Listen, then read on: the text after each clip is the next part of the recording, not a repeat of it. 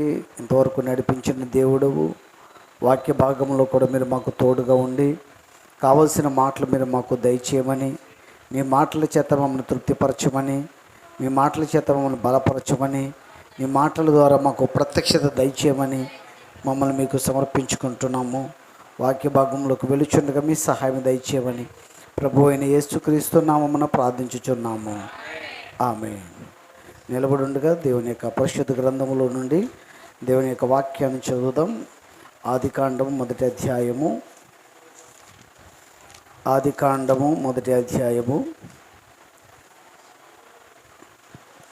26వ వచనం 27వ వచనం చదువుదాం. దేవుడు మన స్వరూపమందు మన పోలిక చొప్పున నరులను చేయుదము, వారు సముద్రపు చేపలను, ఆకాశ పక్షులను, పశువులను, సమస్త భూమి మీద ప్రాకు ప్రతి జీవిని, ప్రతి జంతువును ఏలుదురుగా కనియు పలికెను. దేవుడు తన స్వరూపమందు నరుని సృజించెను, దేవుని స్వరూపమందు వారిని సృజించెను, స్త్రీనిగాను పురుషునిగాను వారిని సృజించెను. దేవుడు తన పరిశుద్ధ వాక్య భాగం దీవించును గాక. ప్రార్థన చేద్దాం. అత్యంత కృప కలిగిన మా యేసుక్రీస్తు ప్రభువా, సర్వోన్నతుడ, మీకు వందనాలు, స్తుతులు, స్తోత్రములు చెల్లించుకుంటూ ఉన్నాము. చదవబడిన వాక్య భాగం బట్టి మీకు వందనాలు. వాక్య భాగమునకు నీ ఆశీర్వాదము జోడించి మాకు కావలసిన వాక్య భాగములు మాకు దయచేయండి. మాకు కావలసిన ఆత్మీయ ఆహారం మాకు దయచేయండి.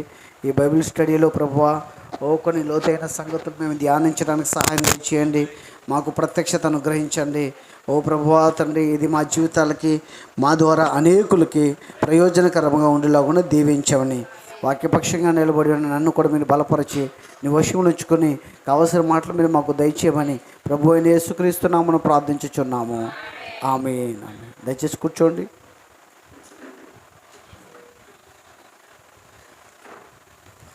మన ప్రభు అయిన యేసుక్రీస్తు పరిశుద్ధమైన నామమునకు మహిమ కలుగును గాక. చేరువచ్చిన దేవుని పిల్లలైన మీకందరికీ ప్రభు అయిన యేసుక్రీస్తు పరిశుద్ధ నామమున నా యొక్క హృదయపూర్వకమైన వందనాలు తెలియజేస్తా ఉన్నాను. దేవుడు మనలందరినీ దీవించునుగాక.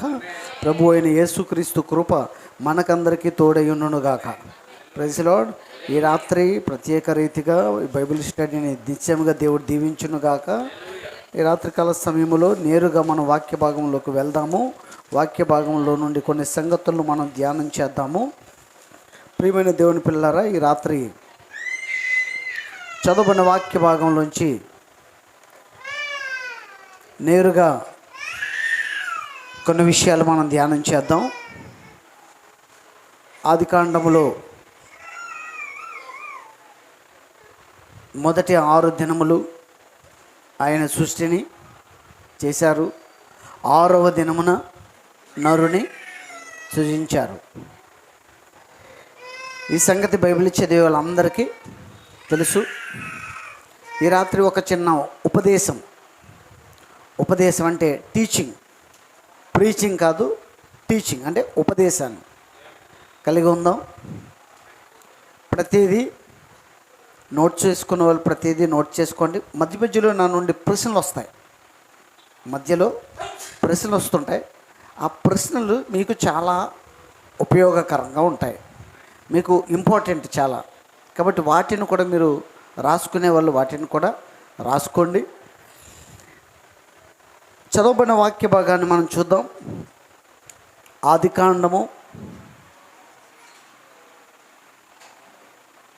ఆదికాండము 1వ అధ్యాయము 26వ వచనం చూద్దాం. ఏముందండి? దేవుడు, దాన్ని నేను బోర్డు మీద రాయాలనుకుంటున్నాను. దేవుడు మన స్వరూపమందు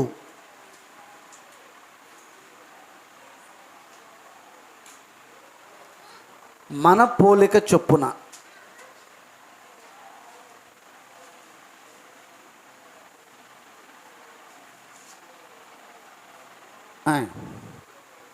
నరులను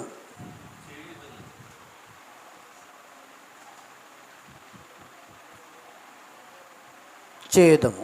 ఇది 26వ వచనం. ఇంకా ఉంది, వారు వారు సముద్రపు చేపలను, ఆకాశ పక్షులను, పశువులను, సమస్త భూమి మీద ప్రాకు ప్రతి జంతువును ఏలుదురుగాకని పలికెను.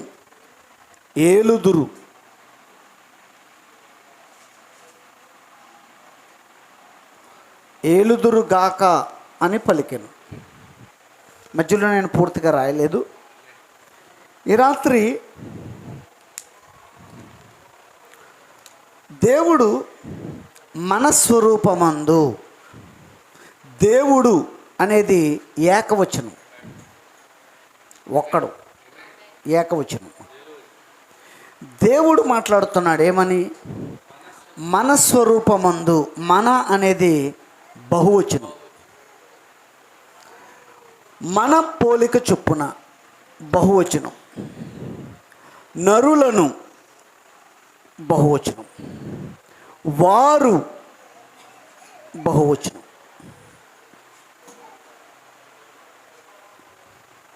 దేవుడు ఏకవచనం, ఒక్కడు. మన అనేది బహువచనం. మన స్వరూపమందు, మన పోలిక చొప్పున. నరులను అనేది బహువచనం. ప్రజలో బహువచనం అంటే ఒకటి కంటే ఎక్కువ. ఇద్దరా, ముగ్గురా, నలుగురా అని లేదు అక్కడ, అని అక్కడ లేదు. కానీ కొందరు ముగ్గురు అని చెప్తారు, కానీ అక్కడ ముగ్గురని లేదు. ముగ్గురని చెప్పడానికి లేదు, అక్కడ ఏ ఆధారము లేదు. కానీ అక్కడ ఒకళ్ళ కంటే ఎక్కువ ఉన్నారు. ఎంతమందో మనం చూద్దాం. మన అంటే ఎవరు, ఎంతమంది, దేవునితో పాటు ఇంకా అక్కడ ఎవరున్నారు అని మనం చూద్దాం. కొందరు అనుకోవచ్చు దేవదూతలు ఉన్నారని. దేవదూతలకి దేవుడు తన పోలికని, తన స్వరూపాన్ని ఇవ్వలేదు. తన పోలికలో, తన స్వరూపంలో దేవదూతల్ని చేయలేదు. చేశారా? చేయలేదు. కానీ దేవుడు మన స్వరూపమందు అంటే ఇంకా ఎవరు అక్కడ చెప్పండి? ఉన్నారు. ఎవరున్నారు? దేవునితో పాటు ఇంకా అక్కడ ఎవరు ఉన్నారు? దేవుడు ఎవరితో మాట్లాడుతున్నాడు? కొందరు దేవునికి కుమారుడు ఉన్నాడు, కుమారుడితో మాట్లాడుతున్నాడు అని అంటారు. కానీ అక్కడ అలాగున లేదు. కొందరు దేవుళ్ళు ముగ్గురు కాబట్టి ముగ్గురు అక్కడ ఉన్నారు. తండ్రి అయిన దేవుడు కుమారుడితోనూ పరిశుద్ధాత్మతోనూ మాట్లాడుతున్నారు. ముగ్గురు ఒకే పోలికలో, ఒకే స్వరూపంలో ఉన్నారు అని నమ్ముతున్నారు. ఈ రాత్రి లేఖనానుసారముగా, లేఖనముల్లో నుండి అక్కడ ఎంతమంది ఉన్నారు? మన అంటే ఎంతమంది? మన స్వరూపమందు, మన పోలిక చొప్పున నరులను చేయుదము. చేయుదము అనేది కూడా బహువచనం. చేయుదము అనేది కూడా బహువచనం. ఈ రాత్రి జాగ్రత్తగా పరిశీలించండి అని ఆయన అన్నారు అనుకోండి. అయితే ఇప్పుడు 27వ వచనం ఏం జరిగింది? 27వ వచనం దేవుడు 27వ వచనం 27వ వచనం దేవుడు తన స్వరూపమందు తన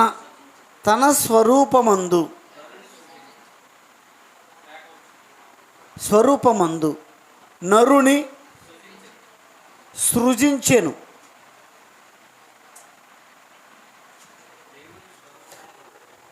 నరుని సృజించెను.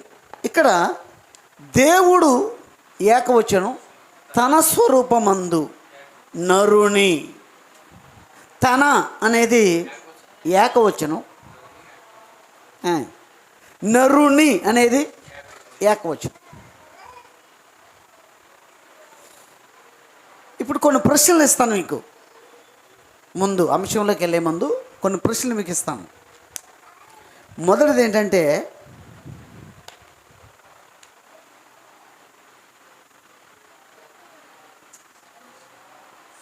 సృజించుట అంటే ఏంటి?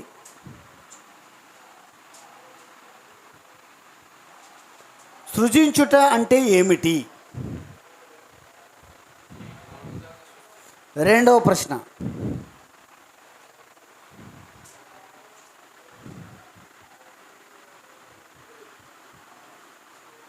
ఎంతమందిని సృజించెను?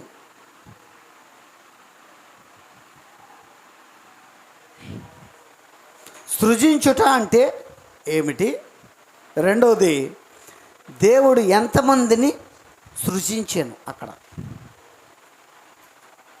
ఇక్కడ చెబుతున్నప్పుడేమో మన స్వరూపమందు మన పోలిక చొప్పున నరులను కానీ 27వ వచనంలో సృజించెను.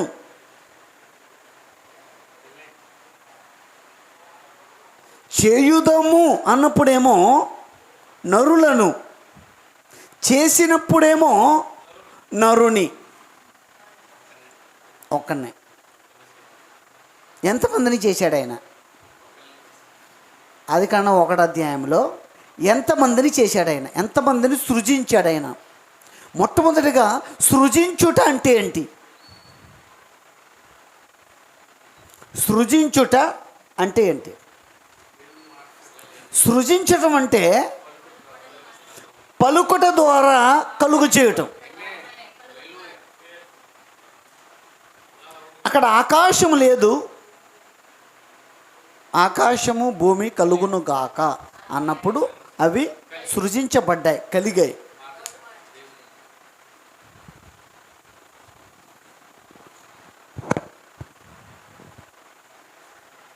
Praise the lord.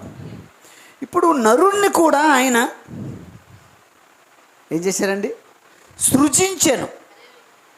అంటే దేవుడు తన నోటి మాట చేత సృజించాడు. ఎలా సృజించాడు? తన పోలిక చొప్పున తన స్వరూపమందు. ఎంతమందిని సృజించాడు ఆయన? ఒకరినా ఇద్దరినా? ఒకరినా ఇద్దరినా? ప్రశ్న. ఎంతమందిని సృజించాను? ఆదికాండం 1వ అధ్యాయంలో అక్కడ అనుకున్నప్పుడేమో నరులను, 27వ వచనంలోనేమో నరుని. 27వ వచనం, 27వ వచనం పూర్తిగా చదువుదాం ఇప్పుడు. దేవుడు తన స్వరూపమందు నరుని సృజించెను. దేవుని స్వరూపమందు వాని, దేవుని స్వరూపమందు వాని సృజించెను. వాని అనేది కూడా ఏంటి? ఏకవచనం. వాని సృజించాను. తర్వాత అండి, స్త్రీనిగాను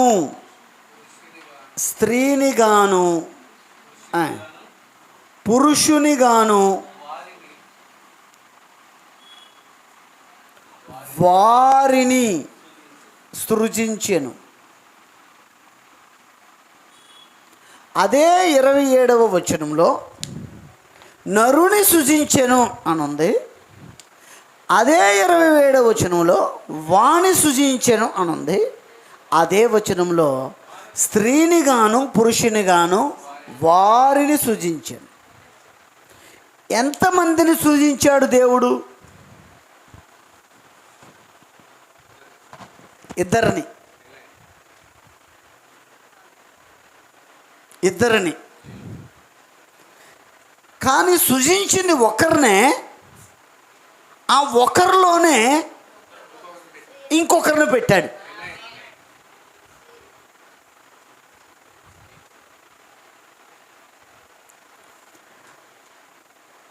ఆదాము నుండి స్త్రీని తీసినప్పుడు ఇంకోసారి సృజించలేదు. ఈ మాట పట్టుకోండి. ఇంకొకసారి ఆదాము లోపల నుండి స్త్రీని తీస్తున్నప్పుడు ఇంకొకసారి సృజించలేదు. ఎందుకనంటే ఆల్రెడీ ఆమె 1వ అధ్యాయంలో సృజించబడింది కానీ ఆమె ఎక్కడ ఉందంటే ఆదాము లోపల ఉంది.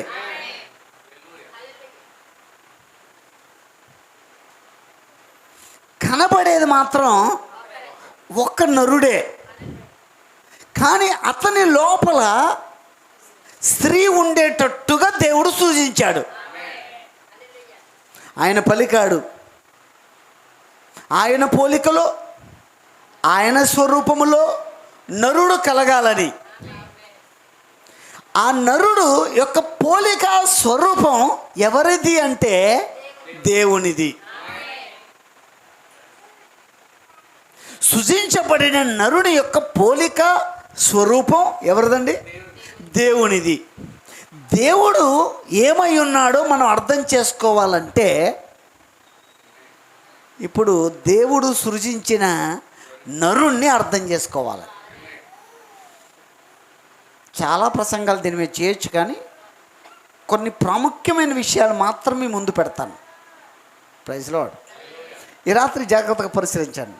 సృజించుట అంటే ఎలాంటి పదార్థమును ఉపయోగించకుండా నోటి మాట ద్వారా కలుగును గాక అని పలికినప్పుడు వాక్యము ద్వారా కలుగు చేయుట. నరుడు కలుగును గాక. ఎలాంటి నరుడు? ఆయన పోలికలో ఆయన స్వరూపములో ఉన్న నరుడు. ఇప్పుడు ఆదాము అనే నరుని లోపల దేవుడు ఎవరుండేనట్లుగా పలికాడైనా? స్త్రీతో పాటు నరుడు కలుగునుగా కానీ పలికాడైనా? నన్ను స్త్రీని గాను పురుషుని గాను వారిని సృజించెను. అంటే లోపల స్త్రీ ఉండునట్లుగా పురుషుని లోపల స్త్రీని ఆయన సృజించెను. 1వ అధ్యాయములోనే పురుషుణ్ణి సృజించాడు. అదే 1వ అధ్యాయములో స్త్రీని కూడా సృజించాడు. Praise lord. కానీ స్త్రీ ఎక్కడుందంటే పురుషుని లోపల ఉంది. అదే దేవుని పోలిక స్వరూపమై ఉంది. దేవుని పోలిక స్వరూపమై ఉంది. ఆమేన్. Praise lord. ఇక్కడ ఒక చిత్రాన్ని గీస్తే మీకు అర్థమవుద్దని ఇక్కడ ఒక చిత్రాన్ని గీస్తున్నాను.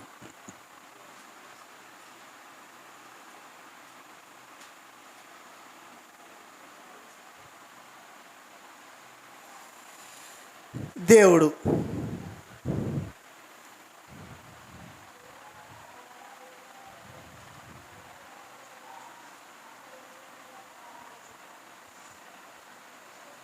నరుడు. దేవుడు నరుడు. దేవుని స్వరూపములో దేవుని పోలికగా నరుని సృజించాను. అంటే ఇప్పుడు ఈ పురుషుడు బయటికి కనబడుతున్నాడు. పురుషుని లోపల ఎవరున్నారు? స్త్రీ ఉంది. ఇది దేవుని పోలిక స్వరూపమై ఉన్నది. ఇది ఏమై ఉన్నది? దేవుని పోలిక స్వరూపమై ఉన్నది. దేవుని స్వరూపమై ఉన్నది. కాబట్టి ఇప్పుడు నరుడుని మనము ధ్యానిస్తే, నరుని గురించి మనము స్టడీ చేస్తే, అధ్యయనం చేస్తే మనము దేవుని గురించి మనం అర్థం చేసుకోగలం. దేవుడు నరుడికి ఇచ్చిన పోలిక స్వరూపము ఎవరిది? దేవునిది. కాబట్టి దేవుడు నరుని చేస్తున్నప్పుడు స్త్రీని గాను పురుషుని గాను వారిని సృజించాను. అది ఎవరి పోలిక స్వరూపము? దేవుని పోలిక స్వరూపము, దేవుని యొక్క పోలిక స్వరూపము.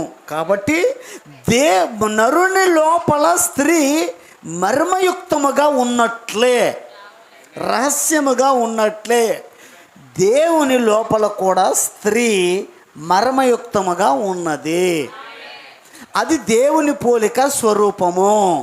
దానినే దేవుడు నరునికి ఇచ్చాడు. అంటే దేవుని లోపల ఎవరున్నారు? స్త్రీ ఉన్నది. అలాగే నరుని లోపల కూడా స్త్రీ ఉన్నది. అది దేవుని పోలిక, దేవుని స్వరూపం. అంటే దేవుడు ఏమై ఉన్నాడంటే దేవుని అంతరంగములో, దేవుని లోపల మర్మముగా ఒక స్త్రీ ఉంది. అలాంటి పోలిక స్వరూపం దేవుడు ఎవరికి ఇచ్చాడు? నరుడికి ఇచ్చాడు. నరుని లోపల కూడా ఒక స్త్రీని మర్మముగా, అదృశ్యముగా ఉంచాడు, సృజించాడు. Praise lord. ఇప్పుడు ఈ యొక్క స్త్రీ బయటికి రావాలి. ఏ స్త్రీ? నరుల్లో ఉన్న స్త్రీ బయటకు రావాలి. ఆమెను బయటకు తీయాలి. ఆమెను బయటకు తీయాలంటే ఈ ఆదాముకి దేవుడు ఒకటి ఇవ్వాలి. ఏమివ్వాలి? మట్టి శరీరం ఇవ్వాలి. అప్పటికి మట్టి శరీరం లేదు. ఆదాముకి 1వ అధ్యాయంలో 26వ వచనంలో ఆయన అనుకున్నాడు, 27వ వచనంలో ఆయన సృజించాడు ఆయన పోలికలు, ఆయన స్వరూపములో. కానీ ఆయన ఆదాముకి మట్టి దేహం ఇవ్వలేదు. ఇక్కడున్న దేహము సృజించబడిన దేహం, వాక్యము ద్వారా కలిగిన దేహం. దాన్ని వాక్య దేహం అంటారు, వాక్య శరీరం అంటారు. ఆమేన్. ఇప్పుడు ఈ యొక్క నరునిలో నుండి స్త్రీని బయటకు తీయాలంటే నరునికి దేవుడు ఏమివ్వాలంటే మట్టి శరీరం, అంటే రక్తమాంసములు కలిగిన శరీరం ఇవ్వాలి. దాన్ని ఎక్కడిస్తున్నాడు ఆయన? 2వ అధ్యాయంలో, ఆదికాండము 2వ అధ్యాయంలో 7వ వచనంలో ఏమని ఇస్తున్నారండి? దేవుడైన యెహోవా నేలమంటితో, ఆదికాండము 2వ అధ్యాయము 7వ వచనంలో దేవుడైన యెహోవా నేలమట్టితో నరుని నిర్మించి వాని నాసికారంధ్రములో జీవవాయువు ఊదగా నరుడు జీవాత్మ ఆయను. అంటే ఇది చేత్తో చేసింది, పదార్థముతో చేసింది. ఇక్కడ ఒక పదార్థాన్ని ఉపయోగించాడు ఆయన. అది 16 రకాల మూలకాలు కలిగిన మట్టి తీసుకుని ఆయన ఏం చేశాడంటే 16 రకాల మూలకాలతో శరీరాన్ని నిర్మించాడు. ఆయన నిర్మించెను అంటది అక్కడ ఉందండి. 2వ అధ్యాయం 7వ వచనంలో నిర్మించాడు ఆయన. 2వ అధ్యాయం 7వ వచనంలో నిర్మించాడు ఆయన. అది చేత్తో కట్టింది, నిర్మాణం చేయబడింది. ఫార్మేషన్ అని ఉంటుంది ఇంగ్లీష్లో. ఇదేమో క్రియేషన్, 2వ అధ్యాయంలోనేమో ఫార్మేషన్, అంటే కన్స్ట్రక్షన్ చేయబడింది, పదార్థముతో నిర్మాణం చేయబడింది, చేత్తో కట్టినది మాట. అది ఎవరు నిర్మాణం చేశారు? దేవుడే. అయితే 2వ అధ్యాయం 7వ వచనములో దేవుని పిల్లలు జాగ్రత్తగా పరిశీలించండి. ఇక్కడ 2వ అధ్యాయం 7వ వచనములో నిర్మించిన శరీరానికి దేవుని పోలిక స్వరూపమైన అక్కడ పలకలేదు. 1వ అధ్యాయములోనే దేవుడు తన పోలిక తన స్వరూపము, మన పోలిక మన స్వరూపం అని పలికాడు. కానీ 2వ అధ్యాయంలో నేలమట్టితో నరుని నిర్మిస్తున్నప్పుడు ఏమనలేదు, తన పోలిక తన స్వరూపము అనలేదు. అంటే రక్తమాంసములు కలిగిన శరీరము దేవుని పోలికలో దేవుని స్వరూపములో చేయబడినది కాదు. దానికి దేవుడు తన పోలికని, తన స్వరూపాన్ని ఇవ్వలేదు.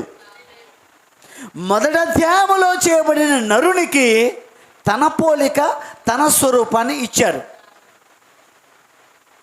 Praise lord. ఇక్కడ 16 రకాల మూలకాలతో నిర్మించిన శరీరాన్ని దేవుడు ఇచ్చిన తర్వాత ఈయన్ని దేవుడు ఆదాము అన్నాడు. ఏమన్నారండి? ఆదాము అన్నాడు. మరొక సంగతి కూడా చూద్దాం. 1వ అధ్యాయము 27వ వచనములో సృజించిన నరునికి ఆశీర్వాదం కూడా ఇచ్చాడు ఆయన. 28వ వచనం, 1:28, 1వ అధ్యాయం 28వ వచనం. 28వ వచనం ఏంటండి? దేవుడు వారిని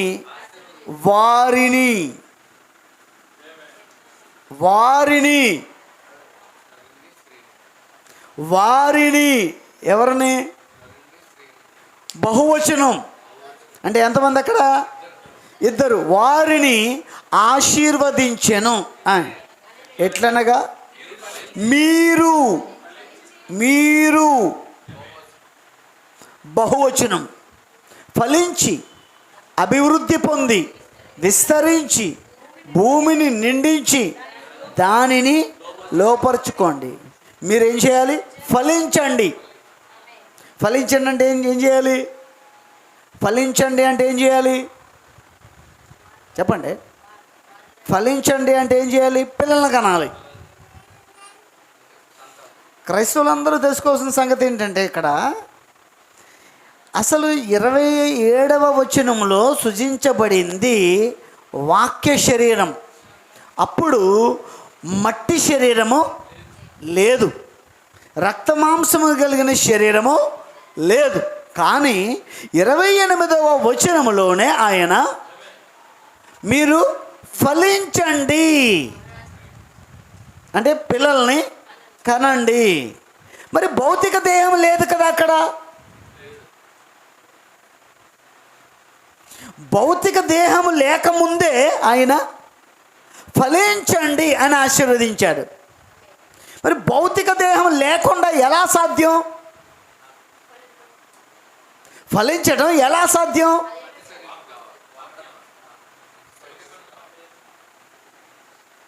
తర్వాత విస్తరించండి, భూమిని నిండించండి, దానిని లోపరుచుకోండి.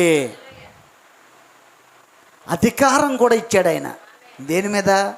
సృష్టి మీద, సముద్రము మీద, సముద్రపు జీవుల మీద ఏం చేశారండి?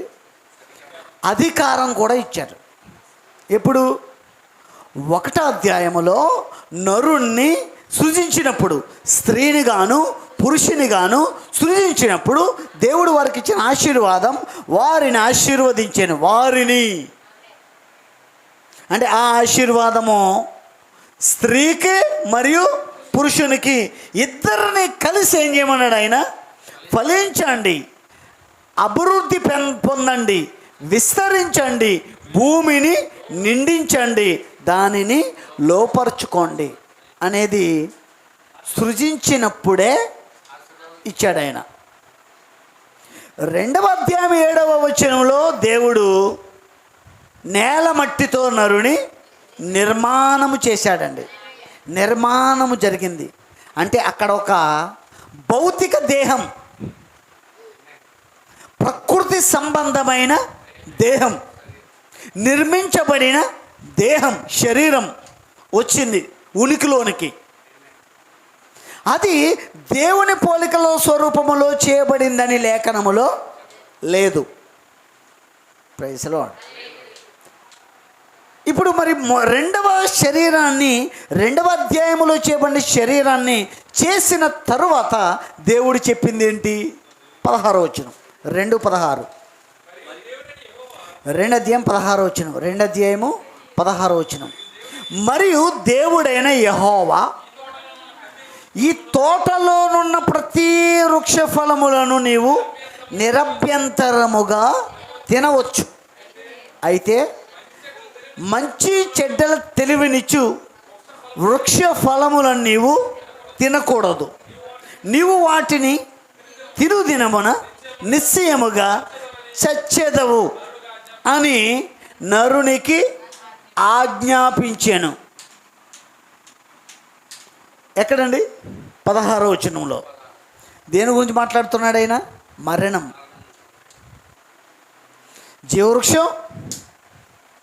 జీవవృక్షం ఉంది, మంచి చెడు తెలివించే వృక్షం ఉంది.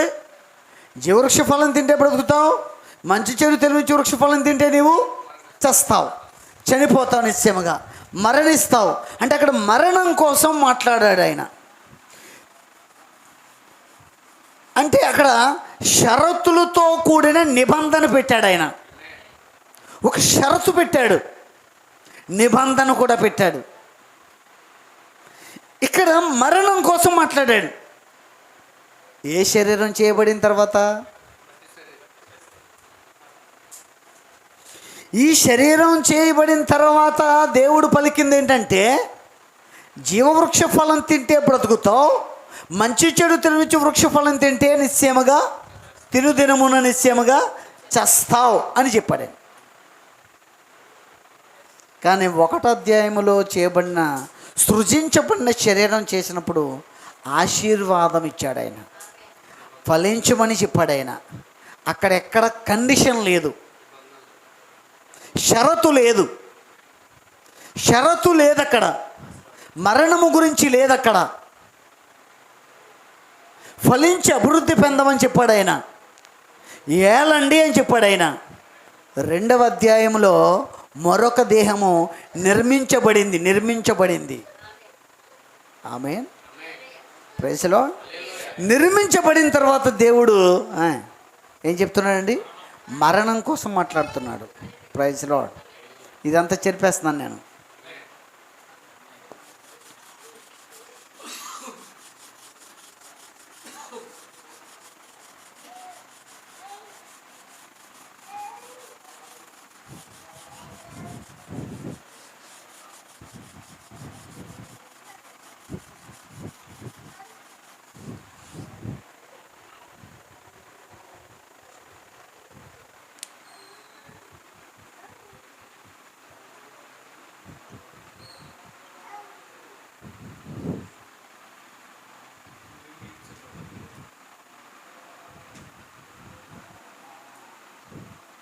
సృజించబడినది, నిర్మించబడినది.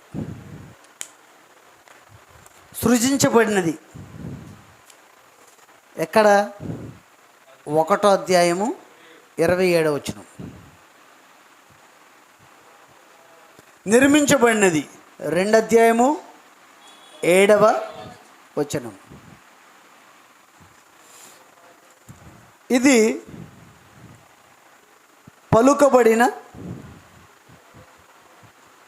పలుకబడిన వాక్యం ద్వారా కలిగినది, సృజించబడింది. ఇది చెప్పండి, నేల మట్టితో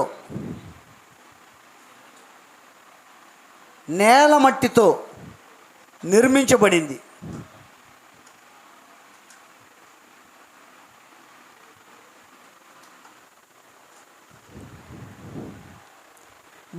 ఇది దేవుని పోలిక స్వరూపం ఇవ్వబడింది. దేనికి? సృజింపబడిన దానికి దేవుని పోలిక స్వరూపం ఇవ్వబడింది. పూర్తిగా మీరు రాసుకోండి, ఇవ్వబడింది. దీనికి దేవుని పోలిక స్వరూపము ఇవ్వలేదు.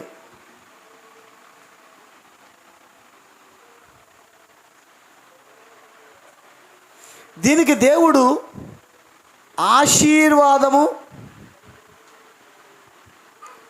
అధికారము ఇచ్చాను. దేనికి?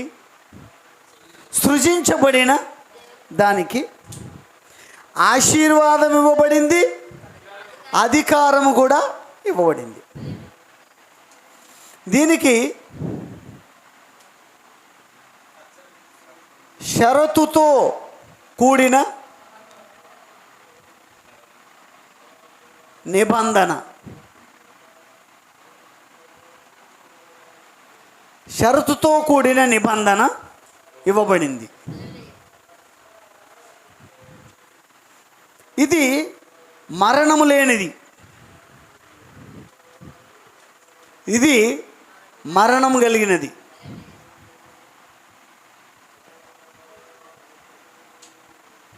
మరణం కలిగినది. ఆత్మ సంబంధమైనది.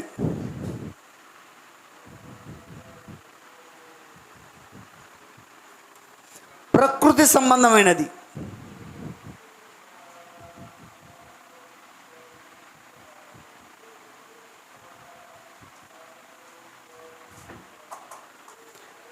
అంటే మరణము లేనిదంటే అమర్త్యమైనది, మరణము కలిగిందంటే మర్త్యమైనది. ఆత్మ సంబంధమైనది, ప్రకృతి సంబంధమైనది. దీన్ని మనము మొదటి కొరింథీ పత్రిక 15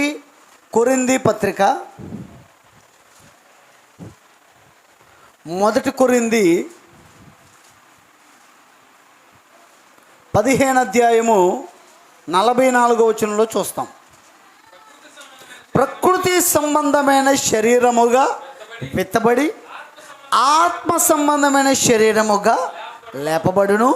ప్రకృతి సంబంధమైన శరీరము ఉన్నది గనుక ఆత్మ సంబంధమైన శరీరము కూడా ఉన్నది. అంటే ప్రకృతి సంబంధమైన శరీరం ఉన్నది, ఆత్మ సంబంధమైన శరీరం ఉన్నది అని పరిశుద్ధాత్మ ద్వారా పౌలు గారు మాట్లాడుతున్నారు. పౌలు గారిలో ఉన్న పరిశుద్ధాత్మ దేవుడు మాట్లాడుతున్నాడు. ఏమని? ప్రకృతి సంబంధమైన శరీరము, ఆత్మ సంబంధమైన శరీరము. దీని గురించి స్పష్టత పౌలు గారు ఇచ్చారు మనకి. పౌలు గారి పత్రికల్లో స్పష్టంగా ఈ రెండు శరీరాల కోసం చెప్పబడింది, మాట్లాడబడింది. పౌలు గారు ఎక్కడి నుంచి మాట్లాడుతున్నారు మరి? ప్రకృతి సంబంధమైన శరీరం గురించేమో ఆదికాండం 2 నుంచి మాట్లాడుతున్నారు. ఆత్మ సంబంధమైన శరీరం గురించేమో ఆదికాండం 1 నుండి మాట్లాడుతున్నారు. Praise lord. ఇంకొంచెం ముందుకెళ్దాం. ఇంకా ఏమిటి? ఈ సృజింపబడిన దానికి ఏంటి? సృజింపబడింది దేవునిలోని భాగం, దేవునిలోని భాగం. దేవునిలో నుండి వచ్చింది ఇది. ఆయన పలికినప్పుడు ఆయన మాట ద్వారా వచ్చింది. అంటే ఆయన మాట ఒకటే. దేవుడు, దేవుని మాట ఒకటే. దేవుడు వాక్యము ఒకటే. వాక్యము వేరు, దేవుడు వేరు కాదు. దేవుడే వాక్యము, వాక్యమే దేవుడు. ఆయన నోటి మాట ద్వారా కలిగింది. కాబట్టి ఈ సృజింపబడినది దేవునిలోని భాగం, దేవునిలోని భాగం. ఇది భూమిలోని వచ్చింది కాబట్టి భూమిలోని భాగం.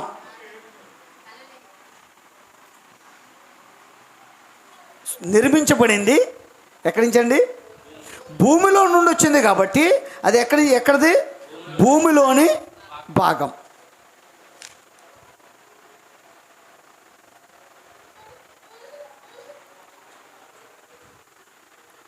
ఇది అదృశ్యమైనది, ఇది దృశ్యమైనది.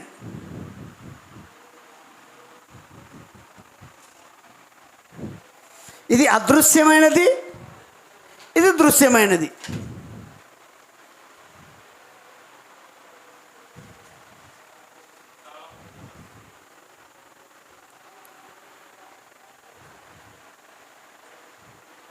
ఇది నిత్యత్వం కలిగినది.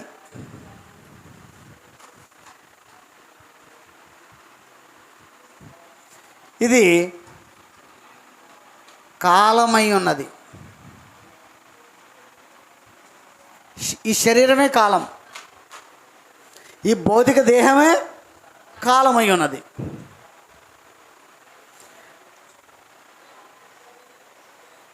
పరిశుద్ధమైంది. 2వ అధ్యాయంలో చేయబడిన ఈ శరీరం కూడా పరిశుద్ధమైందే. 1వ అధ్యాయంలో చేయబడిన సృజింపబడిన శరీరము పరిశుద్ధమైంది. 2వ అధ్యాయముల్లో నిర్మించబడిన శరీరం కూడా పరిశుద్ధమైందే. కానీ అది పతనం అయిపోయింది. ఇది పతనమైంది, ఇది పడిపోయింది. ఎప్పుడు పడిపోయింది? 3వ అధ్యాయంలో పడిపోయింది.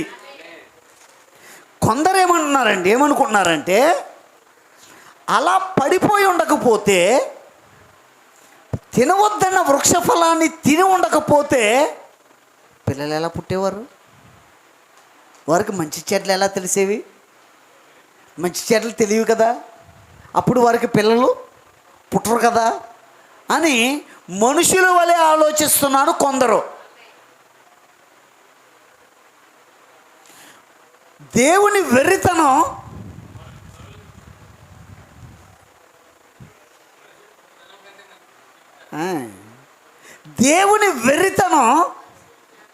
మనిషి జ్ఞానము కంటే జ్ఞానము కలిగింది. దేవుని బలహీనత మనుషుని బలము కంటే బలమైనది. దేవునిలో వెర్రితనం ఉంటే వెర్రితనమే మన జ్ఞానానికి అందదట. ఇది దేవుని వెర్రితనం కాదు. సంగమా, దేవుని పిల్ల మళ్ళీ చెప్తున్నా, దేవునిలో వెర్రితనం ఉంటే, దేవుని వెర్రితనమే మనుషులమైన మన జ్ఞానానికి అందదు. కానీ ఇది వెర్రితనము కాదు, దేవుని జ్ఞానం. ఆయనలో వెర్రితనం ఉంటే వెర్రితనాన్నే మనం పట్టుకోలేకపోతే, అందుకోలేకపోతే, మన జ్ఞానానికి అది అందలేకపోతే, దేవుని జ్ఞానాన్ని మానవుడి యొక్క జ్ఞానముతో అర్థం చేసుకుంటే అసాధ్యమో, ఎన్నటికీ అర్థం కాదు. దేవుని జ్ఞానం అర్థం చేసుకోవడానికి దేవుని ఆత్మే ఉండాలి. ఒక మనిషిలోని సంగతులు మనిషిని ఆత్మకే ఎట్లా తెలుస్తాయో, దేవునిలోని సంగతులు దేవుని ఆత్మకే తెలుస్తాయి. మానవ జ్ఞానముతో దేవుని జ్ఞానాన్ని అర్థం చేసుకొనుట అసాధ్యము. Praise the lord. కాబట్టి పాపం జరిగి ఉండకపోతే పిల్లలు పుట్టేవారు కాదని అనుకున్నారు మానవులు, కొందరు పాస్టర్లు కూడా. అలా జరిగింది కాబట్టి మనము పుట్టాము అనుకుంటున్నారు. తప్పిదం జరిగింది కాబట్టి, మంచి చెడ్డలు వారు ఎరిగారు కాబట్టే మనుషులు పుట్టారు, లేకపోతే పిల్లలు పుట్టరు అనుకుంటున్నారు కొందరు. అయితే నేను ఒక ప్రశ్న అడగనా? సూటిగా మిమ్మల్ని ఒక ప్రశ్న అడుగుతున్నాను. పాపము జరిగిన తర్వాత కయ్యను మొదలుకొని మన వరకు, ఇక్కడున్న చంటిబిడ్డ వరకు, ప్రతి ఒక్కరి వరకు ఎలా పుట్టామో యేసు ప్రభు వారు కూడా అలాగే పుట్టారా?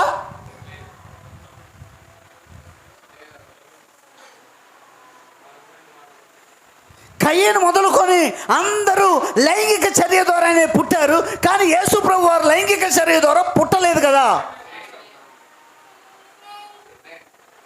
ఆయనకి రెండవ జన్మ అవసరం లేదు కదా. మనకు రెండవ జన్మ అవసరమైందంటే మొదటి జన్మ తప్పు, అందుకే మనకు రెండవ జన్మ అవసరమైంది. ఎందుకు మొదటి జన్మ తప్పు అయిందంటే వారు చేయకూడని పని చేశారు కాబట్టి. అది చేయకుండా ఉంటే పిల్లలు పుట్టేవారా? ఎస్, పుట్టేవారు. అది దేవుని జ్ఞానం. అది నరుడి జ్ఞానానికి అందదు. నరుడు అనుకుంటున్నాడు విశ్వాసం ద్వారా కాకుండా బైబిల్ని సైన్స్ ద్వారా చూసి, విజ్ఞానం ద్వారా చూసి లైంగిక చర్య లేకుండా పిల్లలు పుట్టరు అని అనుకున్నాడు మానవుడు, క్రైస్తవులు కూడా. అందుకే తప్పిదం జరగడం మంచిదే, కావాలనే దేవుడు అక్కడ పెట్టాడు, ఇలా మనుషులందరూ రావడం కోసం పెట్టాడు అక్కడ అని అనుకుంటున్నారు క్రైస్తవులు కూడా. No no no no no మనుషులు అలాగూ రావాలని దేవుని చిత్తము కాదు. ఇప్పుడు వస్తున్నట్టుగా రావాలనేది దేవుని చిత్తము కాదు. 1వ అధ్యాయంలోనే నరుణ్ణి దేవుడు సృజించి ఆశీర్వదించేశాడు. ఏ పోలికలో? దేవుని పోలికలో, దేవుని స్వరూపములో. అప్పుడు దేవుని పోలికలో, దేవుని స్వరూపంలో ఉన్న నరులు ఉండాలి కదా భూమి మీద. ఉన్నారా? లేరు. దేవుని పోలికలు, దేవుని స్వరూపంలో ఉన్న నరులు రాలేదు. అందుకే రాలేదు కాబట్టే మనము దేవుని పోలికలోకి, స్వరూపంలోకి మార్చబడాలనే దేవుడు మరలా రక్షణ ప్రణాళికను ఇచ్చి, సువార్తనిచ్చి, వాక్యమునిచ్చి, మనల్ని వాక్యము ద్వారా దేవుని పోలికలోకి, స్వరూపంలోనికి మార్చుకుంటున్నాడు ఆయన. Praise lord. ఇప్పుడు చూద్దాం. సృజించబడినది చూసాం, నిర్మించబడినది చూసాం. అంటే ఆదికాండం 1వ అధ్యాయము, చెప్పండి, 1వ అధ్యాయము 27వ వచనములో సృజించబడినది,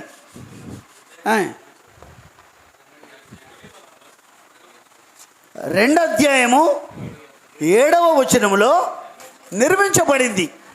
ఆమేన్. సృజించబడినది, నిర్మించబడినది స్పష్టమేనా? మీకు స్పష్టమైతే ఆమేన్ చెప్పండి. ఇప్పుడు మరలా మనము 26వ వచనం, 27వ వచనం దగ్గరకు వద్దాం. 26, 27 దగ్గరకు వద్దాం. 26లో ఆయన మన స్వరూపమందు మన పోలిక చొప్పున నరులను అంటే ఖచ్చితంగా అక్కడ ఎంతమంది? ఇద్దరు ఎవరు? 27వ వచనంలో కనబడుతున్నారు మనకి. దేవుడు తన స్వరూపమందు నరుని సృజించెను. ఎలా సృజించాడు ఆయన? స్త్రీని గాను పురుషుని గాను వారిని సృజించెను. కనబడేది మాత్రం ఒక్క నరుడే, కానీ అంతరంగంలో ఉన్నది స్త్రీ. ఇక్కడ ఈ వృత్తాంతాన్ని పరిశీలించండి జాగ్రత్తగా. ఇప్పుడు దేవుడు సృజించినప్పుడు, దేవుడు తన పోలికలో, తన స్వరూపములో సృజించెను. దేవుడు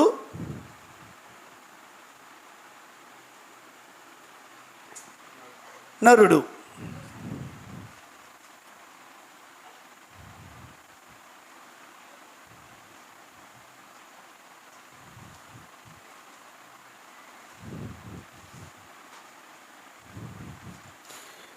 నరుని లోపల ఎవరున్నారు? స్త్రీ ఉంది. ఇప్పుడు నేనేమన్నా అంటే దేవుని లోపల కూడా స్త్రీ ఉంది. నరుని లోపల ఉన్న స్త్రీ, ఈ నరుడి పేరేంటి? ఆదాము. ఆదాముకి దేవుడు ఏ శరీరం ఇచ్చాడండి? ఆదాము లోపల ఎవరిని పెట్టాడండి? స్త్రీని బయటకు తీయడానికి దేవుడు ఆదాముకి ఏమిచ్చాడు? వచ్చారు మళ్ళీ అక్కడికి.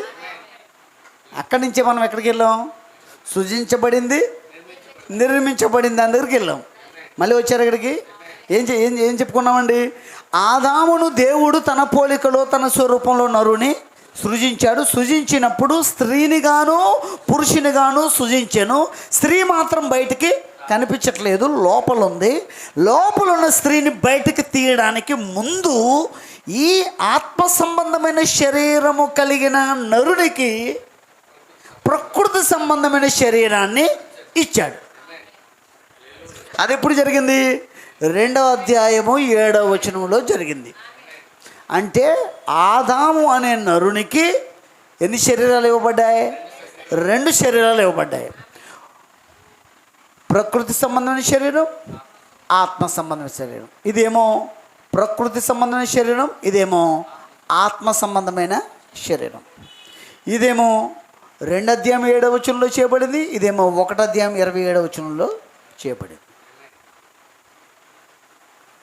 చూస్తున్నారా?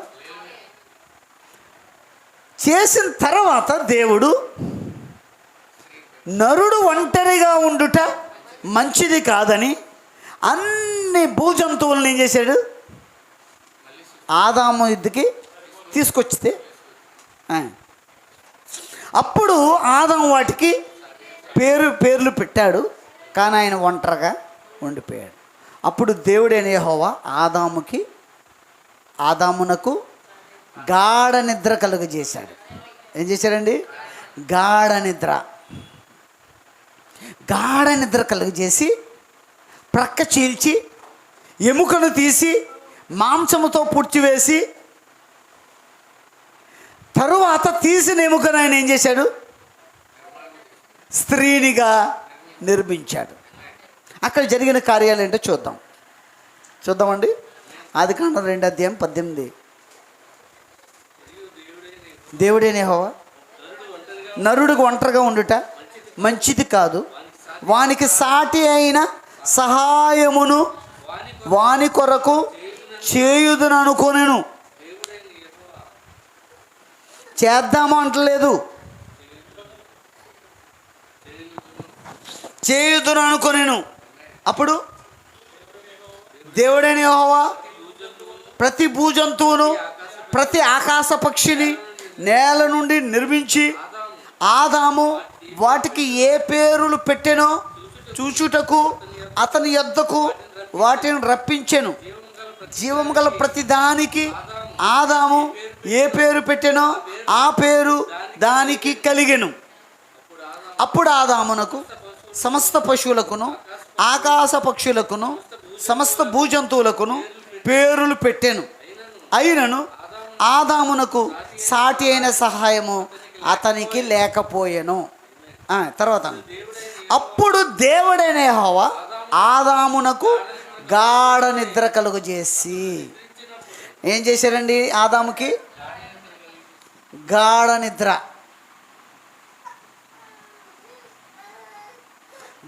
నిద్ర కలుగజేసి నిద్రించినప్పుడు ప్రక్కటెముకలలో ఒకదానిని తీసి, అంటే ఆయనే మొత్తు మంది ఇచ్చాడు. ఆయనే ఎనస్థీషియనిస్టు, మత్తు డాక్టర్. ఎవరు? దేవుడే. మొట్టమొదటిసారి దేవుడే ఆదాముకి మొత్తం ఇంజక్షన్ ఇచ్చాడు. దేనికి ఇస్తారు మొత్తం ఇంజక్షను?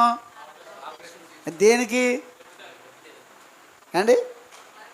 దేనికి ఇస్తారు? వెన్నుముకకి. దేనికండి? వెన్నుముకకి మొత్తం ఇంజక్షన్ ఇచ్చాడు అనమాట. ఆయన అతను ఏమైపోయాడు? వెంటనే గాఢ నిద్రలోకి వెళ్ళిపోయాడు. అప్పుడు ఏం చేశారు? ఆయనే సర్జన్. ఎవరు? దేవుడే సర్జన్. ఆయన అంటే శస్త్రచికిత్స నిపుణుడు. అవునండి.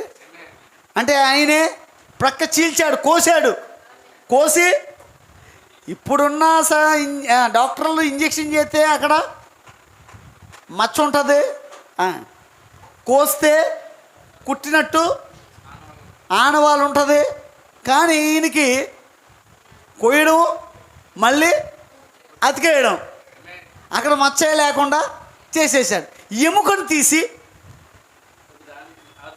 ఆ చోటును మాంసముతో పూడ్చివేసాను. అక్కడ వరకు ఎన్నో వచ్చును? గాఢ నిద్ర కలుగజేసి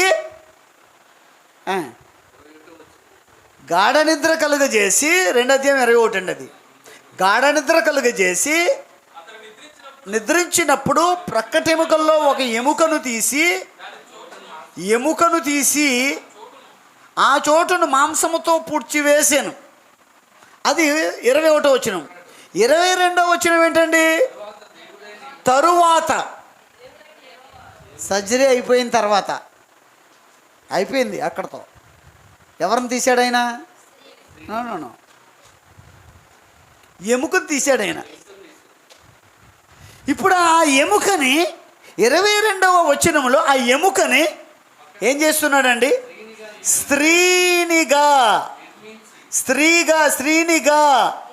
స్త్రీనిగా నిర్మాణము చేస్తున్నాడు. నిర్మాణం ఆల్రెడీ 1వ అధ్యాయంలో సృజించాడు కాబట్టి ఇంకొకసారి స్త్రీని సృజించుట లేదు.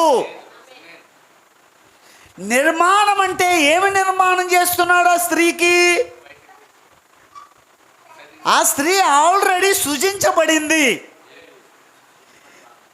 ఇప్పుడు ఆ స్త్రీకి ఏం కావాలంటే దృశ్యములోకి రావడానికి మట్టి శరీరం కావాలి.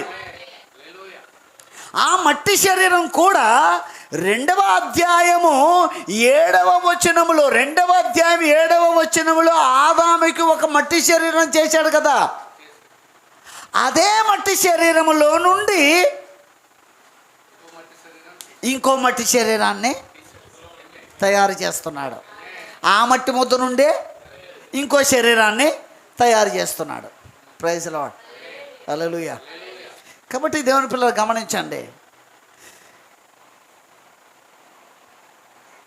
ఈ లోపలున్న స్త్రీని బయటకు తీసుకురావడానికి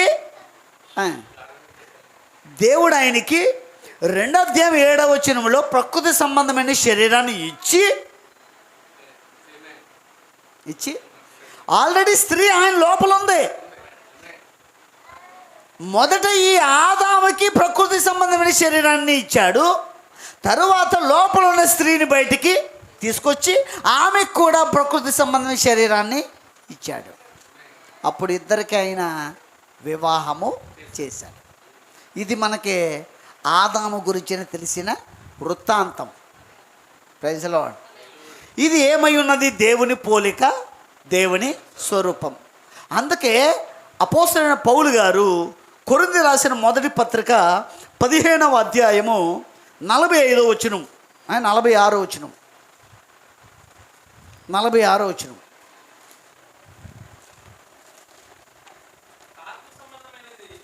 ఒక్క నిమిషం అండి.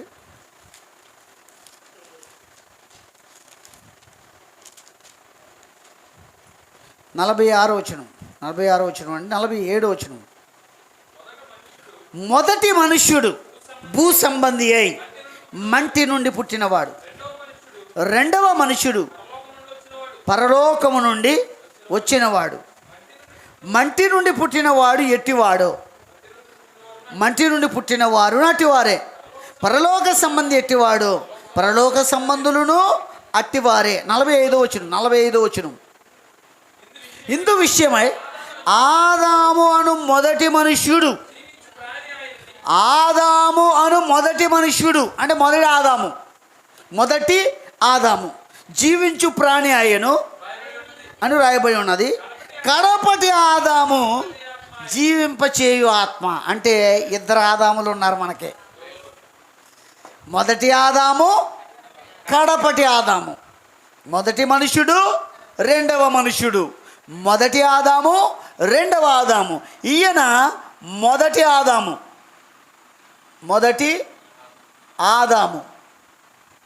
మొదటి ఆదాము ఎవరి పోలిక స్వరూపంలో చేయబడ్డాడు? దేవుని పోలిక, దేవుని స్వరూపంలో చేయబడ్డాడు. మరి ఇప్పుడు దేవుని పోలిక, దేవుని స్వరూపంలో చేయబడితే, దేవుని పోలిక దేవుని స్వరూపంలో చేయబడితే ఈ నరునికి ఏం జరిగింది? నరుని లోపల ఎవరున్నారు? స్త్రీ ఉంది. అలాగే దేవుని లోపల కూడా స్త్రీ ఉంది. దేవుని లోపల ఉన్న స్త్రీ కూడా బయటకు రావాలి. దేవుని లోపల అదృశ్యంగా ఉన్న స్త్రీ కూడా బయటకు రావాలి. బయటకు రావాలంటే దేవునికి కూడా రక్తమాంసం కలిగిన శరీరం కావాలి. ఆదాము లోపల ఉన్న స్త్రీని ఎలా బయటకు తీయాలో ఆ బయటకు తీసేటప్పుడు ఆదాముకి ఆదికాండం 2వ అధ్యాయం 7వ వచనములో ప్రకృతి సంబంధమైన శరీరం ఎలా అవసరమైనదో దేవుని లోపల ఉన్న స్త్రీ కూడా బయటకు రావడానికి దేవునికి కూడా రక్తమాంసము కలిగిన శరీరం అవసరమైంది. అందుకు దేవుడు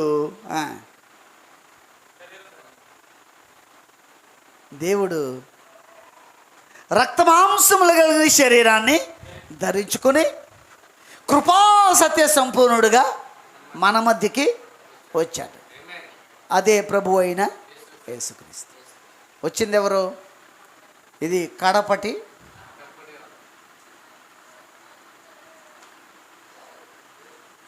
ఈ కడపటి ఆదాం ఎవరో కాదు, నరుడు అనబడిన ఆదామును చేసిన దేవుడే, యెహోవా దేవుడే. ఏదైనా తోటలో ఆదామును చేసిన దేవుడే, మొదటి ఆదామును చేసిన దేవుడే కడపటి ఆదామై ఉన్నాడు. ఈ కడపటి ఆదాము రక్త మాంసములు కలిగిన శరీరం లేదు. ఆయన లోపల ఎవరున్నారు? స్త్రీ ఉంది. ఎవరున్నారు? స్త్రీ ఉంది. ఈ స్త్రీని బయటకు తీయాలంటే, మొదటి ఆదాము లోపల స్త్రీని బయటకు తీయడానికి రక్త మాంసములు కలిగిన శరీరం ఎలా అవసరమైందో, కడపడి ఆదాము లోపల ఉన్న స్త్రీని కూడా బయటకు తీయడానికి ఆయనకు కూడా రక్త మాంసములు కలిగిన శరీరం అవసరమైంది. అందుకు వాక్యమై ఉన్న దేవుడు శరీరమును ధరించుకుని కృపా సత్య సంపూర్ణుడిగా కుమారుడిగా భూమి మీదకి వచ్చాడు. ఇంకో దేవుడు కాదు, ఆయనే. ఆదామును సూచించిన ఆయనే రక్త మాంసం కలిగిన శరీరం ధరించుకుని భూమి మీదకి వచ్చాడు. ఎందుకని ఆయన లోపల అదృశ్యముగా స్త్రీ ఉంది. ఈ స్త్రీ బయటకు రావాలి. ఈ ఏదైనా తోటలో మొదటి ఆదాముని దేవుడు గాఢ నిద్రలోనికి తీసుకెళ్ళినట్టే కడపడి ఆదామనబడిన యేసుక్రీస్తును కూడా గాఢ నిద్రలోనికి వెళ్ళి ఉన్నారు. గాఢ నిద్రలోకి వెళ్ళినప్పుడు ఆయన ఒక స్త్రీని కన్నాడు.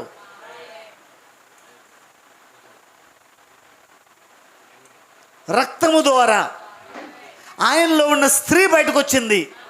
ఆ స్త్రీ ఎవరో కాదు, సంఘం.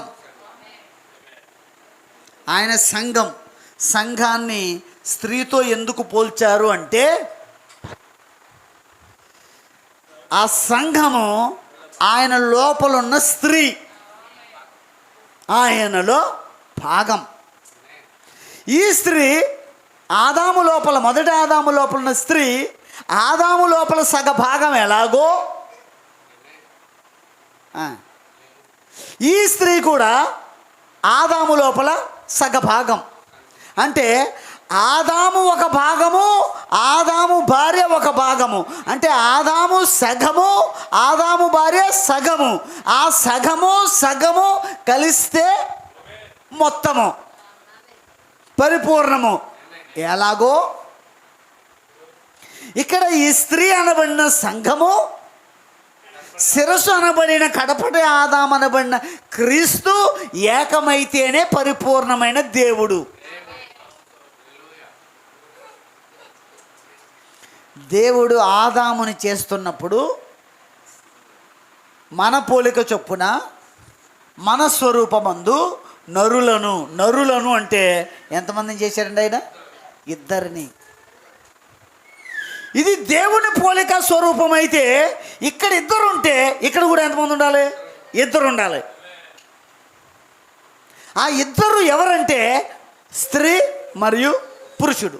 అలాగే ఇక్కడ కూడా స్త్రీ మరియు పురుషుడు. స్త్రీ అంటే సంఘం, ఆయన లోపల ఉంది, అదృశ్యముగా ఉంది. మరి ఇప్పుడు దేవుడు పోలికలో ఉందా స్త్రీ? ఉంది. ఈ స్త్రీ ఆదాము పోలికలోనే ఉందా? ఆదాము స్వరూపంలోనే ఉందా? ఉంది. ఆదాము దేవుని పోలిక స్వరూపంలో ఉన్నాడు. ఆదాము లోపల స్త్రీ ఆదాము పోలిక స్వరూపంలో ఉంది. అంటే ఇద్దరు దేవుని పోలిక స్వరూపంలో ఉన్నారు. అంటే ఇప్పుడు దేవుని లోపల స్త్రీ కూడా ఎలా ఉంది? దేవుని స్వరూపంలోనే, దేవుని పోలికలోనే, దేవుని స్వరూపంలో, దేవుని పోలికలో ఉంది.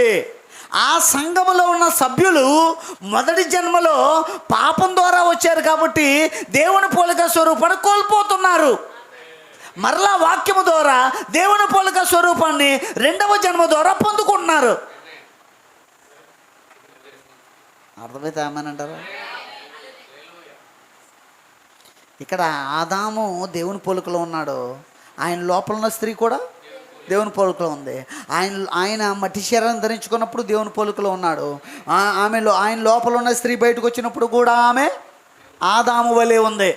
ఆదాము ఎలా ఉన్నాడో ఆమె కూడా అలాగే ఉంది. ఆదాము దేవుని పోలిక స్వరూపంలో ఉన్నాడు, ఆ స్త్రీ కూడా దేవుని పోలిక స్వరూపంలో ఉన్నది. ఇద్దరు దేవుని పోలిక స్వరూపంలో ఉన్నారు. ఆమెనండి. ఉన్నారా? ఉన్నారు. దేవుని స్తోత్రం కలుగునుగా. ఇద్దరు దేవుని పోలిక స్వరూపములో ఉన్నారు.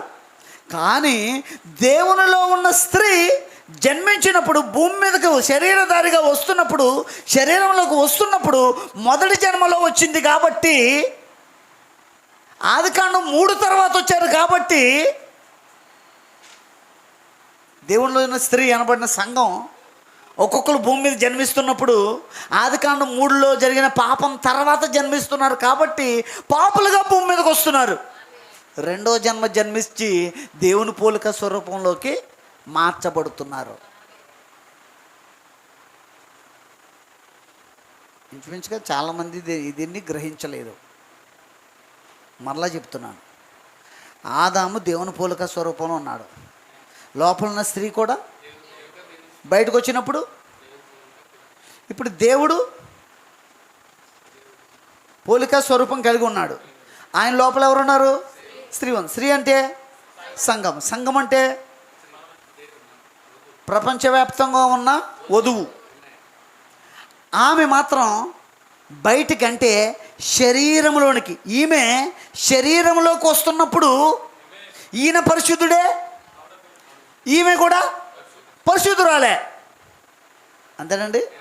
మీకు అర్థమవుద్దని మళ్ళీ ఎలా వివరిస్తాను. ఈయన శరీరంలోకి వచ్చినప్పుడు ఈయన పరిశుద్ధుడే, ఆమె శరీరంలోకి వచ్చినప్పుడు ఆమె కూడా పరిశుద్ధురాలే. ఆయన పరిశుద్ధ రక్తాన్ని కలిగి ఉన్నాడు, ఆమె కూడా పరిశుద్ధ రక్తాన్ని కలిగి ఉంది. కానీ 3వ అధ్యాయంలో వారి రక్తం ఏమైంది? పాడైంది. కానీ ఇప్పుడు ఆయన యేసుక్రీస్తు లోపల ఉన్న స్త్రీ సంఘము శరీరంలోకి వస్తున్నప్పుడు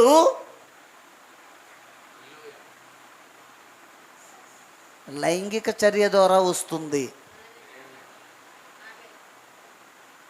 రక్త మాంసాలు కలిగి శరీరంలోకి వస్తున్నప్పుడు పాపము ద్వారా వస్తుంది ఆమె.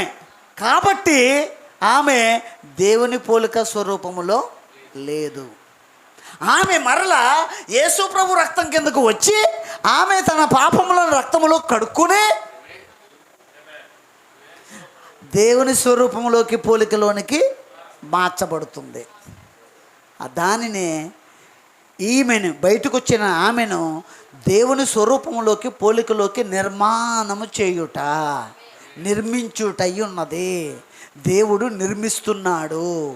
Praise lord. ఇప్పుడు ఇంకొక మాట చెప్తాను, చివరిగా ఈ మాట చెప్తాను, వినండి. మరలా ఒక వాక్యం చదవాలని ఆశపడుతున్నాను. 2వ అధ్యాయము 16వ వచనం. ఆదికాండము 2వ అధ్యాయము 16వ వచనం. జాగ్రత్త పరిశీలించండి. ఇక్కడ ఒక మాట చెప్పాలనుకుంటున్నాను. మరియు దేవుడైన యెహోవా ఈ తోటలోనున్న ప్రతి వృక్ష ఫలములను నీవు నిరభ్యంతరముగా తినవచ్చును. అయితే మంచి చెడ్డల తెలివినిచ్చు వృక్ష ఫలములను తినకూడదు. నీవు వాటిని తినుదినమున నిశ్చయముగా చచ్చదవని నరునికి ఆజ్ఞాపించాను. ఎవరికి? దేవుడు నరునితో ఈ మాట చెబుతున్నప్పుడు స్త్రీ ఎక్కడుంది? దేవుడు ఆదాముకు ఒక్కడికే చెప్పాడా? ఇద్దరికీ చెప్పాడా? 28 వచ్చిన 1:28 1:28 దేవుడు వారిని ఆశీర్వదించాను. ఎట్లనగా మీరు మాట్లాడుతుంది ఒకరితోనా ఇద్దరితోనా? అంటే లోపల ఉన్న ఆమె కూడా వింటుందా? చెప్పండి. లోపల ఉన్న ఆమె కూడా వింటుందా? 1వ అధ్యాయంలో మాట్లాడాడు ఆయన, ఇద్దరితో మాట్లాడాడు. మీరు ఫలించి అభివృద్ధి పొంది విస్తరించి భూమిని నిండించి దానిని లోపరుచుకోండి. అవునండి, ఇద్దరితోనూ చెప్పాడా? ఆమె ఎక్కడ ఉన్నప్పుడు? ఆదాము లోపల ఉన్న ఆమెతో మాట్లాడాడు ఆయన. అప్పుడు మట్టి శరీరం లేదు, రక్త మాంసాలు కలిగిన శరీరము లేదు. అప్పుడు పురుషునితోనే మాట్లాడాడు ఆయన, స్త్రీతోనూ మాట్లాడాడు ఆయన. 2వ అధ్యాయం 16వ వచనంలో అక్కడ కూడా దేవుడు ఇద్దరికీ చెప్పాడు ఆ మాట. అంటే నరుడికి ఒక్కడికే చెప్పాడు కాబట్టి, పురుషునికి ఒక్కడికే చెప్పాడు కాబట్టి స్త్రీ తినేచ్చేనా? కాదు. ఆ మాట దేవుడు చెప్పేసరికి స్త్రీ ఎక్కడుంది? పురుషుని లోపల ఉంది. ఎప్పుడు వచ్చింది బయటికి? 21వ వచనములోను 22వ వచనములోను ఆమె బయటికి వచ్చింది. 2 అధ్యాయము 16వ వచనములో ఆయన చెప్పాడు. అప్పుడు ఆమె లోపల నుండి విన్నది. 21వ వచనములో ఎముకగా వచ్చింది. 22వ వచనములో నిర్మాణం చేయబడింది. 23వ వచనములో చూడండి, 23వ వచనములో ఆదాము ముందుకు తీసుకురాబడింది. ఆదాము ఆమెను గుర్తుపట్టాడు, ఆయనలో భాగమని. అవునండి, అవునండి. 24వ వచనములో వివాహమైంది. 24వ వచనంలో ఇద్దరికి వివాహమైంది. వివాహం చేసిన వాడు యెహోవా దేవుడే. ఎవరెవరికి? ఆదాముకి, అవ్వకి, అంటే స్త్రీకిని. వేరు చేసిన ఇద్దరిని ఏకము చేసి వివాహము ద్వారా మీరు ఇద్దరు కాదు ఏక శరీరం అయ్యుందురని చెప్పాడు దేవుడు. అవునండి, అవునండి. 3 అధ్యాయం 1వ వచనంలోకి వచ్చే నెక్స్ట్ అదే కదా, నెక్స్ట్ అదే కదండి. 3:1 దేవుడైన యెహోవా చేసిన భూజంతువులు సమస్త భూజంతువుల్లో సర్పము యుక్తి గలదై ఉండెను. అది ఆ స్త్రీతో. ఇది నిజమా? ఎవరెవరితో మాట్లాడుతున్నారు? సర్పము స్త్రీతో మాట్లాడుతుంది. లేఖనం జాగ్రత్తగా పరిశీలించండి. సర్పము స్త్రీతో మాట్లాడుతుంది. సర్పం మాట్లాడుతుందా? ఎస్, మాట్లాడుతుంది. ఏమని? ఇది నిజమా? ఎవరితో? స్త్రీతో. దేవుడి తోట చెట్ల ఫలముల్లో ఏదేనైనా తినొద్దని చెప్పానా అని అడిగాను. అందుకు స్త్రీ, ఈ తోట చెట్ల ఫలముల్లో మేము అన్నీ తినవచ్చు, అయితే తోట మధ్యనున్న చెట్టు ఫలమును గూర్చి దేవుడు మీరు చావకున్నట్లు వాటిని తినకూడదనియు వాటిని ముట్టకూడదనియు చెప్పానని సర్పముతో అనెను. తినొద్దని చెప్పిన మాట ఆమె ఎప్పుడు విన్నదే?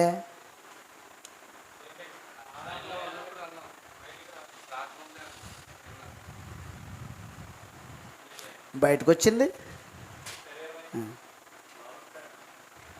బయటకు వచ్చింది, నిర్మాణం చేయబడింది, వివాహమైంది. నెక్స్ట్ ఏం జరిగింది?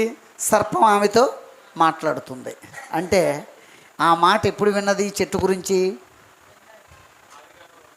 2 అధ్యాయం 16వ వచనంలో దేవుడు మాట్లాడుతున్నప్పుడే ఆమె లోపల ఉండి విన్నది. Praise lord. లోపల ఉండి ఆమె వింటదా? విన్నది. 1వ అధ్యాయములో అంటే ఆత్మ సంబంధమైన శరీరంలో ఉన్నప్పుడు విన్నది.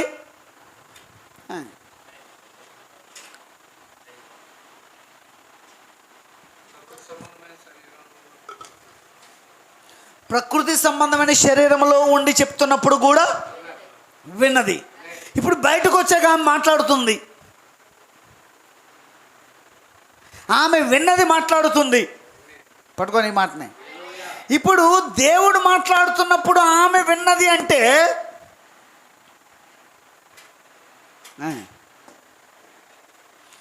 దేవుని లోపల ఉన్న స్త్రీ కూడా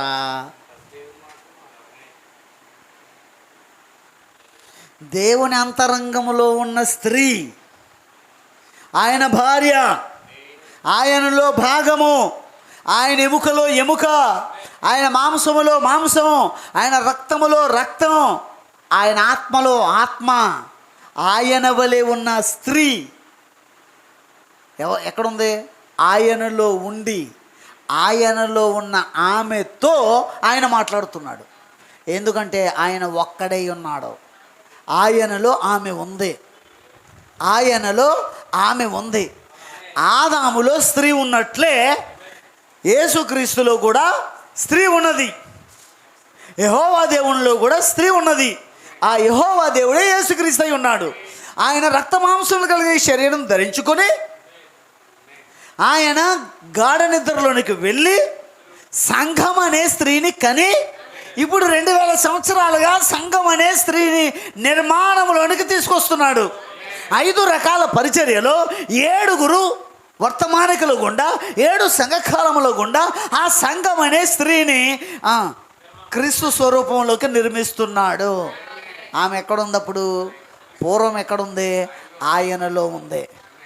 మన అంటే ఎంతమంది? నరులు అంటే ఎంతమంది? ఇద్దరు. మన అంటే ఎంతమంది? ఇద్దరు. మన పోలిక అంటే ఎవరెవరి పోలిక? దేవుడు, స్త్రీ.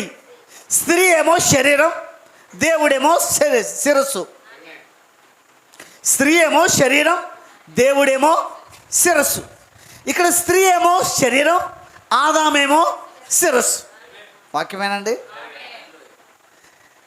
ఇప్పుడు క్రీస్తు మరియు సంఘము ఒకే పోలికలో ఉన్నట్టుగా ఆదాము మరియు స్త్రీ ఒకే పోలికలో ఉన్నారు. ఆమె హల్లెలూయా.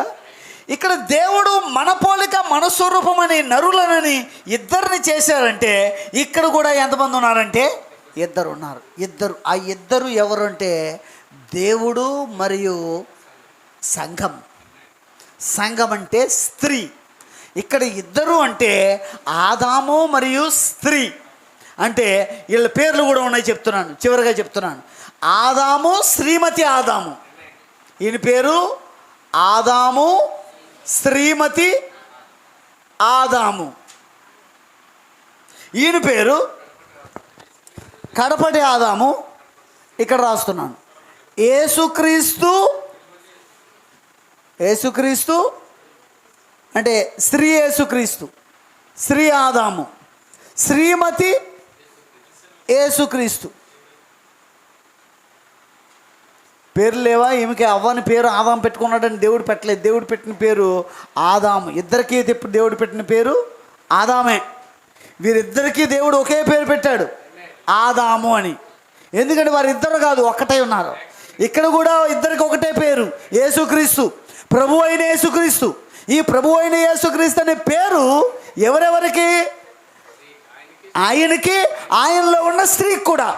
ఇప్పుడు ఆయన ఏ పోలికలో స్వరూపంలో ఉన్నాడో ఆమె కూడా అదే పోలికలో స్వరూపంలో ఉంది. ఇప్పుడు ఆయన ఆమెతో మాట్లాడుతున్నాడు. ఏమని? మన పోలిక చొప్పున మన స్వరూపమందు నరులను చేయుదము. అక్కడ త్రిత్వం లేదు, ముగ్గురు దేవుళ్ళు లేరు. ఇది లేఖనానుసారమైన రుజువై ఉన్నది. ఇది బైబిల్ అనుసారమైన రుజువై ఉన్నది. ఇది ఒక బైబిల్ కాలేజీ నుంచి బోధ వచ్చిన బోధ కాదు. ఇది బైబిల్ లేఖనానుసారమైన రుజువై ఉన్నది. ఆమేన్, హల్లెలూయా. నమ్మండి, దీని మీద నిలబడండి, దీని మీద మీ భక్తి జీవితాన్ని కట్టుకోండి. ఇక్కడ మనం చూస్తూ ఉన్నప్పుడు మన అంటే ఎంతమంది? ఇద్దరు. నరులు అంటే ఎంతమంది? ఇద్దరు. క్లియర్ అయిందా? మన అంటే ఎంతమంది? ఇద్దరు ఉన్నారు అక్కడ. నరులను అంటే ఇద్దరు ఉన్నారు అక్కడ. ఇద్దరు ఎవరు? యేసుక్రీస్తు, శ్రీమతి యేసుక్రీస్తు. ఆదాము, శ్రీమతి ఆదాము. ఆమేన్. ఇప్పుడు ఆయన ఎవరితో మాట్లాడుతున్నాడంటే ఆయన వధువుతో మాట్లాడుతున్నాడు. అప్పుడు ఆమె ఎలా ఉంది? ఆయన వలె ఉంది. ఆమె భూమి మీదకి వస్తున్నప్పుడు మొదటి జన్మలో దేవుని పోలిక స్వరూపాన్ని కోల్పోతుంది. మరలా ఆమె రెండవ జన్మ పొంది దేవుని పోలిక స్వరూపాన్ని పొందుకుని ఆయన వలె మారి ఆయన కుడిపార్శ్వన కూర్చుంటుంది. ఆయన వధువు. ఆమె ప్రైజ్ ది లార్డ్. ఇది దేవుని యొక్క ప్రణాళిక ఉంది. ఇది ఎవరైతే ఆయన భాగముగా భూమి మీదకు వచ్చారో వారికి అర్థమవుతుంది. ఆమె ఎవరైతే ఆయన భాగముగా భూమి మీదకి వచ్చారో ఆ సంఘానికి విషయాలు అర్థమవుతాయి. ఆమె ప్రైజ్ ది లార్డ్. థియాలజీ కాదు ఇప్పుడు మనకు కావాల్సింది, నియాలజీ. అంటే థియాలజీ అంటే తత్వశాస్త్రం, నియాలజీ అంటే మోకాళ్ళ శాస్త్రం.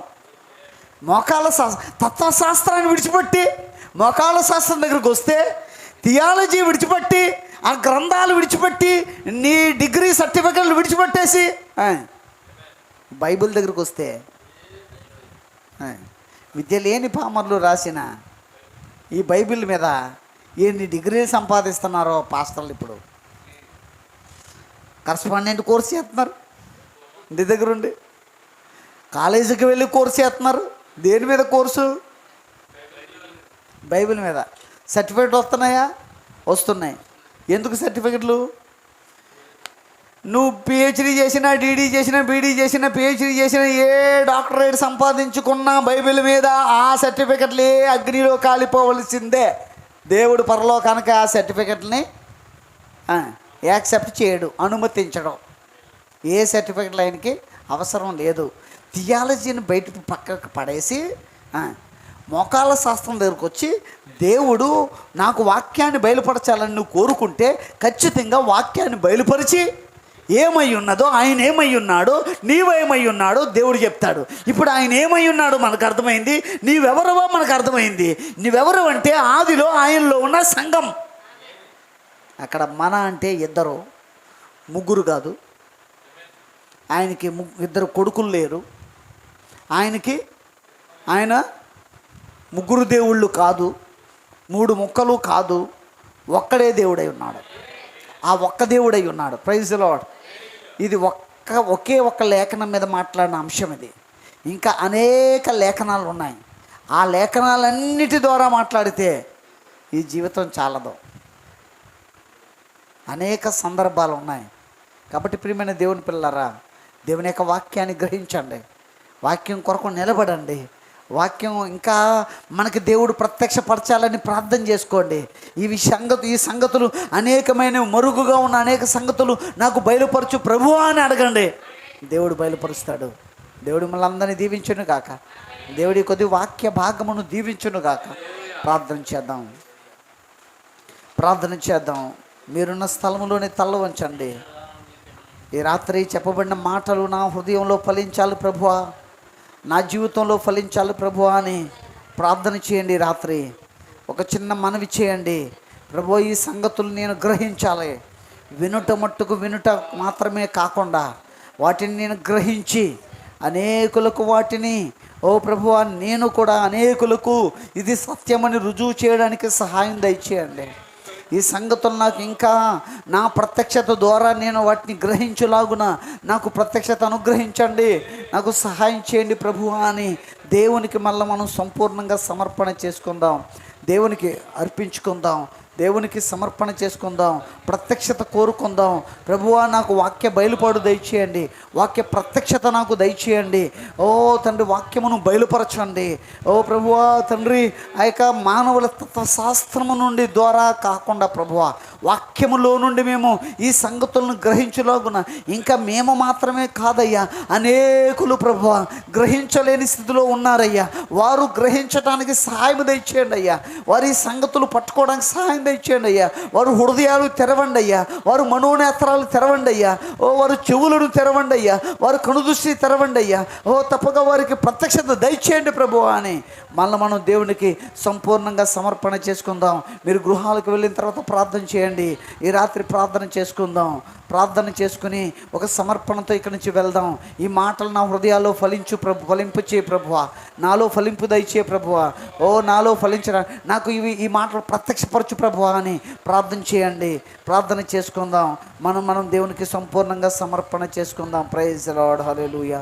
మహాగణుడా, మహోన్నతుడా, మహాపరిశుద్ధుడా, కృప కలిగిన దేవా, సర్వోన్నతుడా, మీకు వందనాలు తండ్రి. సర్వ సృష్టికర్త మీకు వందనాలు తండ్రి. జీవము కలిగిన దేవా మీకు వందనాలు ప్రభువా. ఈ రాత్రి బైబిల్ స్టడీ ద్వారా ప్రభువా, ఓ తండ్రి, మన పోలిక మన స్వరూపమందు నరులను చేయుదమనే లేఖనములో నుండి మన అంటే ఎంతమందో, ఓ నీవు సంగమై ఉన్నావని, అందులో నేను కూడా ఉన్నానని ఓ ఈరోజు నాకు స్పష్టంగా తెలియజేసినందుకు వందనాలు ప్రభువా. ఈ సంగతులు మాలో ప్రత్యక్షపరిచి మాలో అవి జీర్ణమై ఓ వాక్యము శరీరధారి అయి మా ద్వారా అనేకులకి ఈ సత్యమును అందించడానికి సహాయం దయచేయండి అయ్యా. మేము అందుకు సాక్షులుగా ఉండడానికి సహాయం దయచేయండి. ఆ వాక్యమునకు సాక్షులుగా మమ్మల్ని నిలబెట్టండి అయ్యా. ఆ వాక్యమునకు మేము ఓ తండ్రి ఉత్తరవాదులుగా, ఆ వాక్యమునకు మేము ఓ తండ్రి పత్రికలుగా మారి ప్రభువా, ఓ తండ్రి, అనేకులకు సత్యమును తెలియజేసేవారుగా ఈ చిన్న సంఘాన్ని దీవించండి, ఆశీర్వదించండి. ఈ రాత్రి ఓ ప్రభువా, ఎంతమంది అయితే వాక్యాన్ని విన్నారో వారందరినీ దీవించండి, ఆశీర్వదించండి. ఓ వాక్యం విన్న ప్రతి ఒక్క బిడ్డని పేరు పేరున దీవించండి, ఆశీర్వదించమని ప్రార్థన చేస్తూ ఉన్నాం ప్రభు. ఎలాంటి సందేహములు ఎవరిలో ఉండకుండా తీసివేయండి. దైవత్వమును గురించిన సంగతులు, ఓ దైవత్వమును గురించిన ప్రత్యక్షత, ఎవరికి ఎలాంటి సందేహములు లేకుండా ఓ పరిపూర్ణ ప్రత్యక్షత దయచేయండి. కృప చూపండి, నడిపించండి. ఈ రాత్రి విత్తబడిన మాటలు మంచి నేలను పడిన విత్తనం వలె నూరంతులుగా ఫలింపు దయచేయండి. ఇంకా అనేకులకి లేక వాక్యము ప్రయోజనకరంగా ఉండేలాగా దీవించండి, ఆశీర్వదించండి, మహిమ పొందండి. ఈ రాత్రి ఇక్కడ వాడబడిన వారిని, ప్రార్థించిన వారిని, పాడిన వారిని, పరిచర్య చేసిన వారిని అందరినీ దీవించండి, ఆశీర్వదించండి. మరలా మేము కలుసుకునే వరకు నీ కృపాక్షేమనిచ్చి నడిపించండి. మహిమ, ఘనత, ప్రభావం పొందుకోండి. ప్రభు అయిన యేసుక్రీస్తు పరిశుద్ధ నామమున ప్రార్థించుచున్నాము. ఆమేన్. God bless you. దేవుడి మిమ్మల్ని అందరినీ దీవించును గాక.